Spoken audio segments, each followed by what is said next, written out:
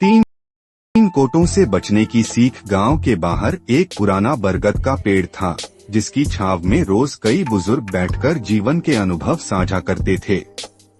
वहीं पास में एक नौजवान रामू भी आया करता था, जो अपनी जिंदगी में सफल होना चाहता था, परंतु उसे समझ नहीं आ रहा था कि वह किन रास्तों पर चले और किन से बचे। एक दिन उसने बुजुर्ग दादाजी से पूछा, दादाजी, जीवन में सफल होने के लिए मुझे क्या करना चाहिए और किन चीजों से बचना चाहिए? दादाजी ने मुस्कुराते हुए कहा, बेटा, 3 कोटों से बचो, काला कोट, सफेद कोट और खाकी कोट।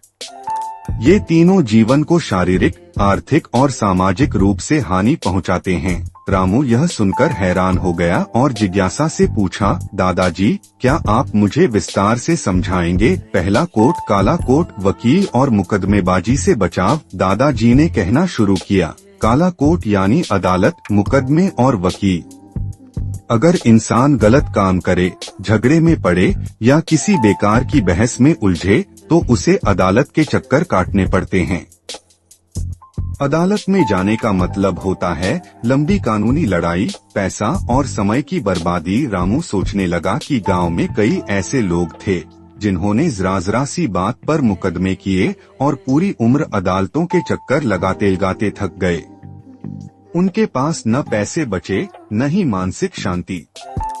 दादाजी ने आगे कहा, कभी कभी सही इंसान भी फंस जाता है, लेकिन हमें अपनी जिंदगी को इस तरह जीना चाहिए कि हमें अदालत का मुंह ही न देखना पड़े।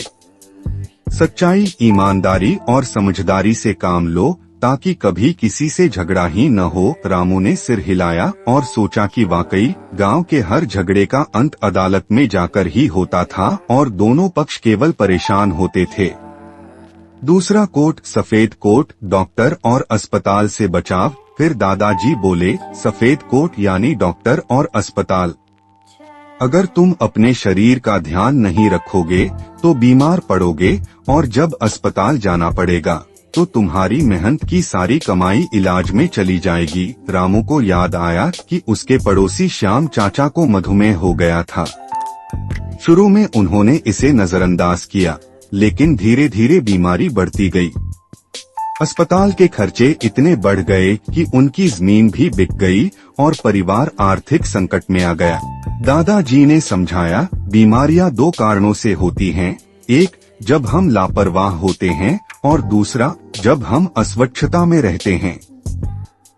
अगर तुम शुद्ध खाना खाओगे, नियमित व्यायाम करोगे और अपनी सेहत का ध्यान रखोगे तो डॉक्टर के पास जाने की नौबत ही नहीं आएगी। रामू ने ठान लिया कि वह हमेशा अपनी सेहत का ध्यान रखेगा और प्राकृतिक जीवन शैली अपनाएगा। तीसरा कोट, खाकी कोट, पुलिस और अपराध से बचाव। अब दादाजी गंभीर हो गए और बोले, खाकी कोट यानी पुलिस, जेल और अपराध। अगर तुम गलत रास्ते पर चले गए, चोरी डकैती, धोखाधड़ी या किसी भी गैरकानूनी काम में पड़ गए तो तुम्हें जेल की हवा खानी पड़ेगी। एक बार पुलिस के चक्कर में फंसने के बाद जिंदगी बर्बाद हो जाती है। रामू को याद आया कि गांव का हरिया, जो कभी बहुत होनहार लड़का था, गलत संगति में पड़कर अपराधी बन गया। पहले वह छोटी मोटी चोरी करता था, फिर बड़े अपराध करने लगा। एक दिन पुलिस ने उसे पकड़ लिया और अब वह जेल में था। उसका पूरा परिवार समाज में बदनाम हो गया और उसकी माँ बेबस होकर रोती थी। दादाजी ने कहा, इंसान की पहचान उसके कर्मों से होती है। अगर तुमने कभी गलत काम किया तो तुम अपने परिवार और समाज की नजरों में गिर जाओगे। इसलिए ईमानदारी और मेहनत से कमाई करो, ताकि कभी खाकी कोट वालों का सामना न करना पड़े। रामू की नई सोच। दादाजी की बातें सुनकर रामू का मन बदल गया। उसने खुद से वादा किया कि वह इन 3 कोटों से हमेशा दूर रहेगा, कभी भी झगड़ों और मुकदमों में नहीं पड़ेगा, ताकि काले कोट से बच सके। हमेशा अपनी सेहत का ध्यान रखेगा, ताकि सफेद कोट की जरूरत न पड़े। ईमानदारी और सच्चाई से जिएगा, ताकि खाकी कोट से सामना न हो। रामू ने गांव के अन्य युवाओं को भी यह सिखाया और धीरे धीरे पूरे गांव में एक नई सोच जागी। लोग आपसी विवादों को अदालत ले जाने के बजाय आपस में सुलझाने लगे, अपनी सेहत पर ध्यान देने लगे और अपराध से दूर रहने लगे। निष्कर्ष, जीवन में सुखी और सफल रहने के लिए इंसान को 3 कोटों काला कोट वकील और मुकदमे, सफेद कोट डॉक्टर और अस्पताल और खाकी कोट पुलिस और अपराध से दूर रहना चाहिए।